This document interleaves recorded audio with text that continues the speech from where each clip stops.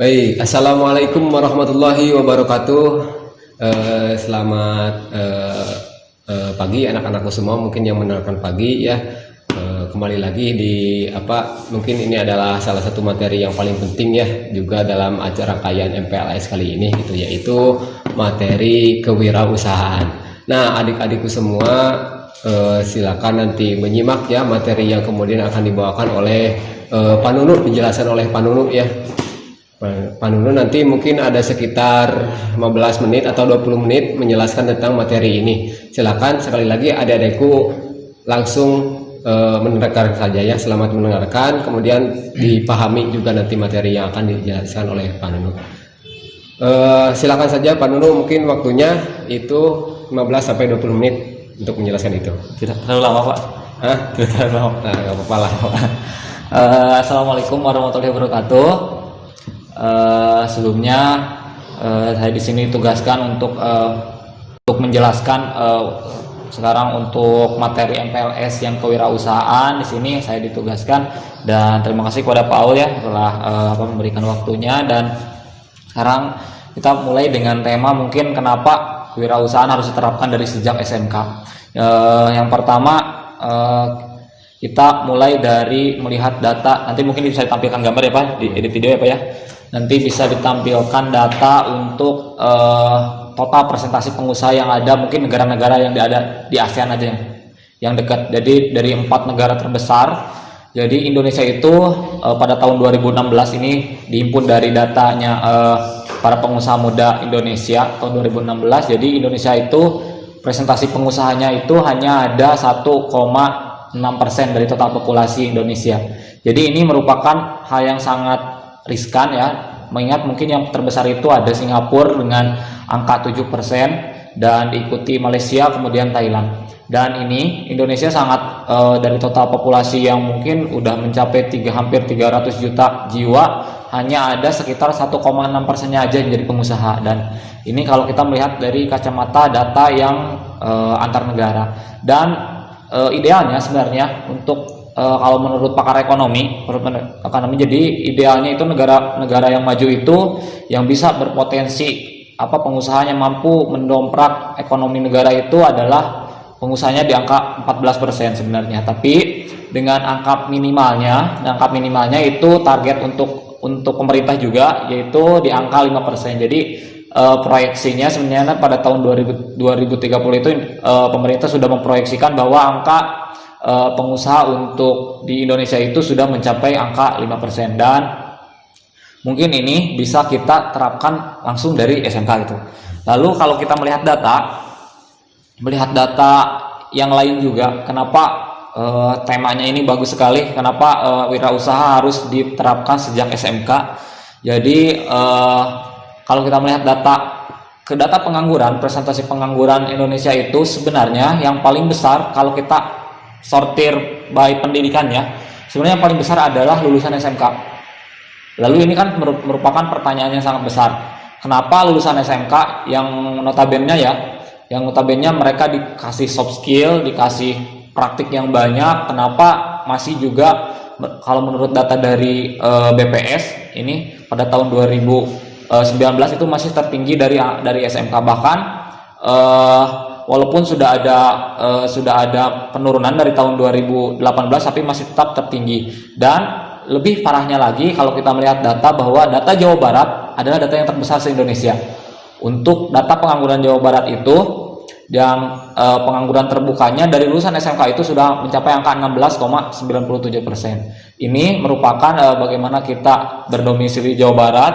Terus apakah nanti lulusan SMK memang tidak berkualitas bisa disebut karena tidak bisa diserap oleh tenaga kerja? Nah, ini merupakan pertanyaan bersama. Dan tentu saja dengan adanya angka pengangguran ini justru bukan menjadi sebuah kekurangan kita. Ini bisa menjadikan sebuah peluang bagaimana kewirausahaan ini harus sudah diperkenalkan sejak SMK. Kenapa sejak SMK? Karena itu merupakan sebuah jawaban.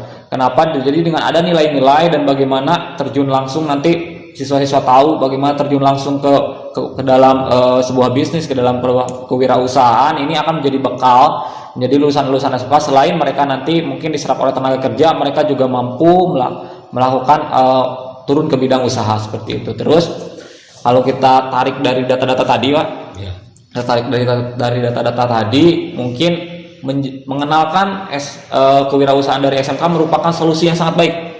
Bagaimana para siswa itu diajarkan untuk berbisnis dari sejak dini, bagaimana mereka dikenalkan dengan karakteristik dari bagaimana sifat-sifat, bagaimana cara membangun wirausaha sejak dini, sejak SMK terutama, dan itu menjadikan jawaban yang sangat tepat menurut saya. Jadi mungkin dari kali ini materinya akan lebih banyak tentang bagaimana siswa SMK terjun langsung ke wirausaha.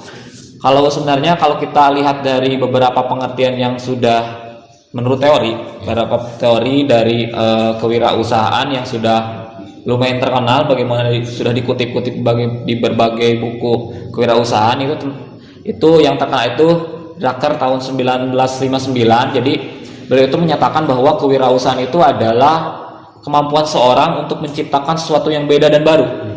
Lalu apakah pertanyaan, apakah untuk sekarang kita memodifikasi sebuah barang, kita memodifikasi melakukan inovasi sebuah barang, apakah itu belum termasuk ke dalam kewirausahaan? Mungkin pada tahun tersebut, pada tahun dulu itu sudah termasuk, sudah teori ini cukup mapan. Tapi dijawab juga oleh Jim Murray pada tahun 1996 bagaimana kewirausahaan itu berkembang. Jadi kewirausahaan itu bukan hanya menciptakan sesuatu yang baru dan beda, tetapi juga penerapan kreativitas dan inovasi dalam pemecahan persoalan yang ada di lingkungannya. Jadi semakin kesini kewirausahaan semakin berkembang. Bagaimana tidak hanya menciptakan daya baru, tapi juga menginovasikan sebuah produk, menginovasikan sebuah barang juga merupakan sebuah kewirausahaan yang cukup baik.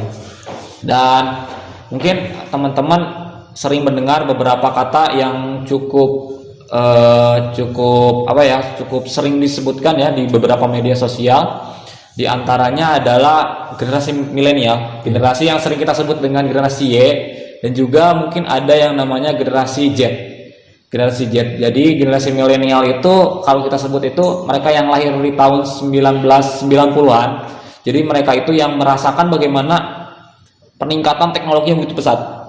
Jadi mereka tumbuh di mana teknologi berkembang sangat pesat. Itu bisa disebut dengan generasi milenial. Dan untuk generasi Z atau mungkin mereka yang orang-orang yang sudah lahir memang teknologi sudah maju.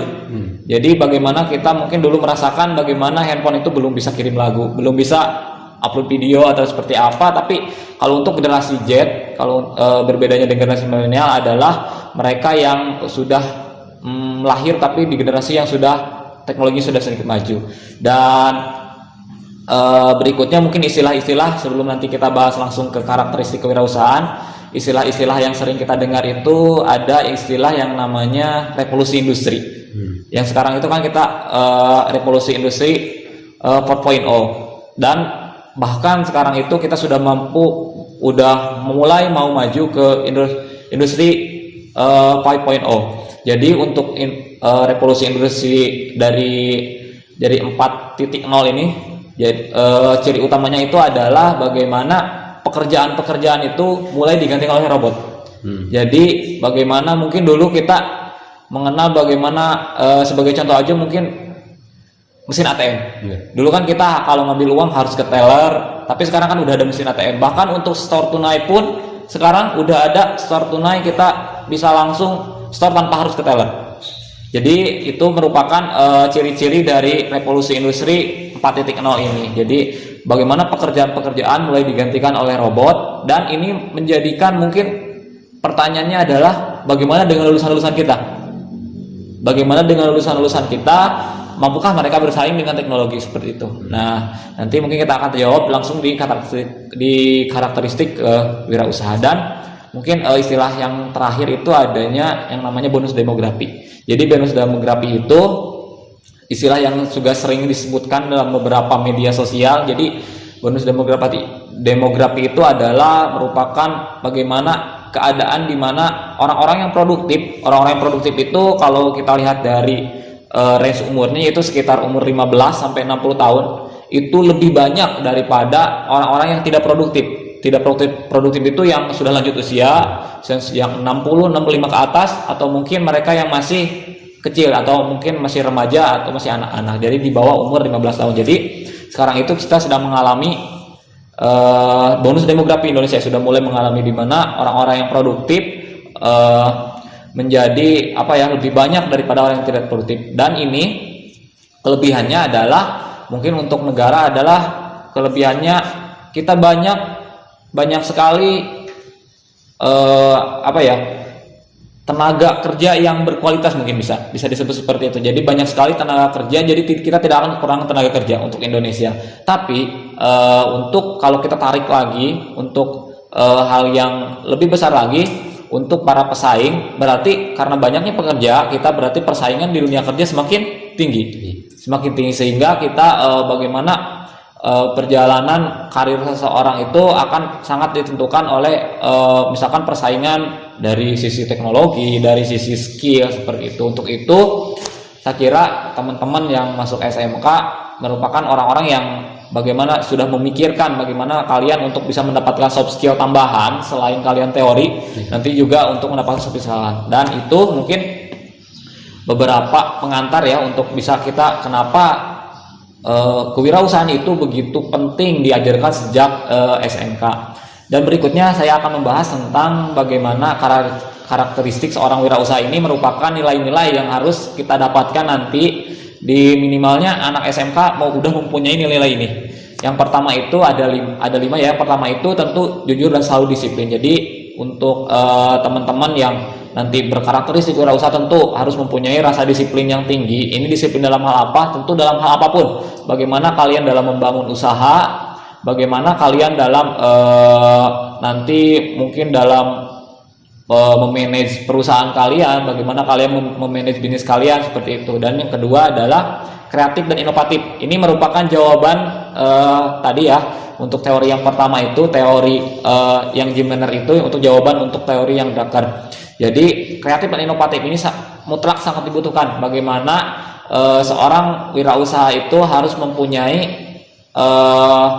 jiwa yang terus selalu berpikir kreatif dan tidak terfokus pada satu produk, tidak terfokus pada produk bawaannya, tapi selalu mengkreasikan, selalu menginovatifkan bagaimana apa yang akan dia jual seperti itu. Kemudian yang ketiga adalah memiliki komitmen tinggi. Ini tentu siapapun dalam hal apapun untuk komitmen nampaknya bagaimana ada sebuah kata juga yang menyebutkan bagaimana kalau kita udah niat pasti bisa. Jadi untuk komitmen yang tinggi ini tentu mutlak harus dimiliki oleh seorang wirausaha. Yang keempat dan kelima yaitu mandiri dan mempunyai keterampilan personal. Nah, ini yang ingin saya bahas untuk apa hubungannya keterampilan personal dengan SMK. Jadi bagaimana perbedaan SMK dengan SMA itu adalah di mana di SMK itu banyak prakteknya. Kalian diajarkan terus soft skill dan ini mutlak harus dimiliki oleh wirausaha. Jadi kalian sangat cocok sekali di SMK kalian langsung belajar kewirausahaan karena di sini SMK itu harus mempunyai keterampilan personal alias kita sering sebut dengan soft skill. Nah, mungkin itu yang dapat saya sampaikan dari beberapa materi kenapa pentingnya kewirausahaan diajarkan sejak SMK. Mungkin Pak, mungkin ada sedikit tambahan dari Bapak, mungkin ada sedikit pertanyaan mungkin yang secara umum aja mungkin Pak. Nanti kalau masih ada waktu kita saling sharing aja biar mungkin dari beberapa pertanyaan yang sangat umum gitu Pak. Ya mungkin terima kasih sebelumnya Pak Nunu ya. Itu nanti adik-adik bisa simak tadi materi yang dari Pak Nunu. Jadi ini mungkin pertanyaan juga mewakili adik-adik semua ya. Dan ini pasti mengenai pertanyaan umum. Otomatis kalau misalkan pertanyaan umum itu pertanyaan yang sudah sering kira-kira begitulah adik-adik sudah sering ditanyakan oleh banyak orang gitu, oleh banyak orang. Pak Nunu satu dulu ya, saya mau bertanya mungkin ya. Ini sebagai perwakilan nanti adik-adik juga yang ingin tanya gitu. Ini kan tentu tadi melihat data tersebut ada bonus demografi dan sebagainya gitu itu. Tapi kadang gini Pak Nunu, kalau saya sendiri gitu ya, mungkin termasuk nanti adik-adik juga semua bisa, semua orang yang di luar juga pasti bertanya demikian seperti saya gitu. Ketika saya itu sudah punya sebetulnya sudah punya keinginan untuk untuk wirausaha, tapi kadang-kala kita itu kesulitan memunculkan ide apa nih sebenarnya gitu yang dibutuhkan atau yang sebenarnya akan laku di masyarakat dan sebagainya gitu. Kita kesulitan untuk munculkan ide itu gitu. Bagaimana kira-kira Pak Nunu? Jadi maksudnya ingin membuka usaha tapi belum tahu mau usaha apa gitu. Iya seperti itu kira-kira. Oh iya, berarti sebenarnya ini udah banyak pertanyaannya seperti ini ya, dan mungkin ada beberapa referensi juga untuk menjawab pertanyaan ini. Tapi menurut saya ya untuk menjawab kenapa saya ingin berwirausaha tapi saya masih bingung mau wirausaha apa. Sebenarnya kalau kita lihat dari teori, ini ada beberapa teori yang mendukung bagaimana ide usaha itu muncul. Ide usaha itu muncul bagaimana seorang itu ingin memulai sebuah usaha dan idenya itu muncul dari mana. Sebenarnya ada beberapa teori beberapa penelitian juga yang mengenai hal ini, yang paling bagus itu saya lupa lagi penelitian siapa ya. Jadi beliau itu menyatakan bahwa ide bisnis itu muncul dari beberapa hal. Yang pertama itu memang dia udah munculkan diri dari diri sendirinya. Dia ingin berbisnis ini, lalu dia akan merintis usahanya. Yang kedua, dia bisa mendapatkannya dari lingkungan. Dari lingkungan, misalkan dia memang lingkungannya ada di lingkungan bisnis, lalu dia memunculkan ide, wah saya juga ingin berbisnis ini. Berarti itu adalah ide datang dari lingkungan.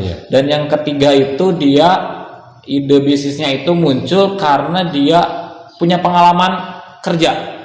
Misalkan seseorang dia kerja di sebuah kantor atau mungkin di perusahaan orang lain, lalu dia memunculkan ide untuk melakukan usaha tersebut juga.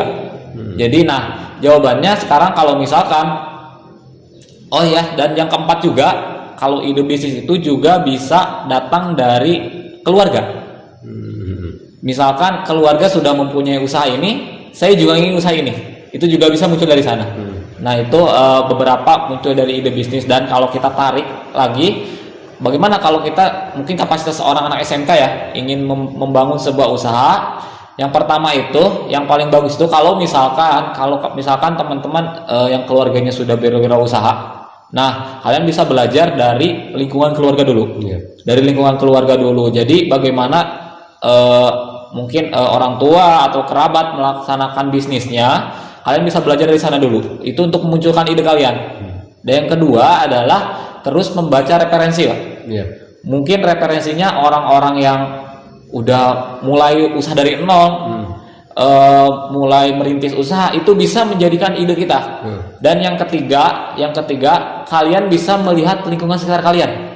Misalkan kalian ini di sekitar sekolah saya nih, ini belum ada produk apa, dan ini menjadikan peluang kalian untuk menciptakan sebuah ide usaha yang baik.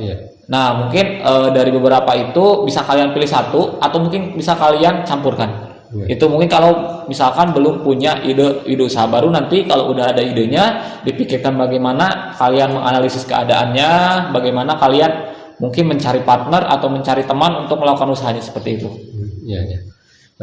Jadi adik-adik tadi ada beberapa yang bisa kita catat juga gitu ya. Tadi yang pertama tadi ada faktor lingkungan juga ya, faktor lingkungan, kemudian keluarga. Adik-adik bisa mencoba bertanya gitu. Kalau misalkan faktor lingkungan, ada mencoba pergaulannya dengan rekan bisnis. Nah ide-ide itu nanti dari lingkungan bisnis tersebut secara otomatis mungkin akan terdorong gitu nantinya. Ide yang muncul, idenya seperti ini, dari pembacaan realitas seperti ini, masyarakat dan sebagainya. Nah itu nanti ada catat ya dalam buku pemateri itu. Nah kali ini Pak Nunu kan kita hubungkan antara kewirausahaan dan SMK ya. Khususnya mungkin SMK Banjar Mandiri ya. Khususnya SMK Banjar Mandiri. Seperti apa sih program kurikulum SMK Banjar Mandiri ini tentang kewirausahaan itu sendiri gitu? Oh iya, berarti karena saya sendiri juga mengampu untuk ini ya, untuk kewirausahaan di SMK Banjar Mandiri. Jadi sebenarnya untuk SMK Banjar Mandiri sudah kita programkan. Jadi untuk kewirausahaan itu nanti ada di kelas 11 dan kelas 12. Kelas 11 itu kita akan difokuskan untuk membuat sebuah prototipe. Jadi prototipe itu sebuah rancangan usaha sendiri. Ya. Jadi kita dari kurikulum sebenarnya udah dikonsepkan untuk setiap siswa itu harus mempunyai, nanti membentuk kelompok atau mungkin individu itu nanti mereka harus mempunyai usaha sendiri. Untuk pangsa pasarnya jelas SMK kita pangsa pasarnya sesama siswa, atau mungkin kita akan nanti bantu untuk mungkin bisa untuk berjualan keluar juga. Nah, dan untuk nanti sebenarnya dari kelas 11 sudah membuat rancangan usahanya, dan di kelas 12 itu nanti kita akan terapkan bagaimana mereka sudah bisa melakukan produksi produk. Jadi untuk di SMK sebenarnya selain teori kita langsung ajarkan prakteknya. Jadi mungkin di SMK manapun ini, atau mungkin di jenjang SMA SMK mungkin semuanya juga banyak prakteknya untuk kewirausahaan, karena tidak hanya teori yang diajarkan dan nanti akan langsung terjun ke pasar. Seperti itu. Oh ya, berarti nanti sudah ada program khusus ya untuk itu ya? Ya, sudah ada di program SMK khusus, Banjar. apalagi kalau teman-teman mungkin dari SMP-nya sudah sering jualan, atau mungkin sudah punya bisnis sendiri, nanti kita akan bantu. Kita akan bantu mungkin dari segi bagaimana cara membuat pelaporan keuangannya, bagaimana nanti perencanaan ke depannya, atau mungkin nanti saat pengembangan usahanya, seperti itu. Iya.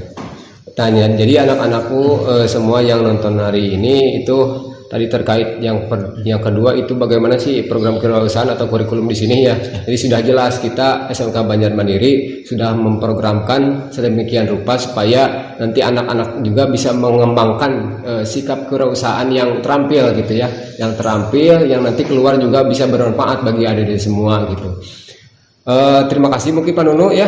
Terima kasih telah mengisi materi, dan adik-adikku semua jangan lupa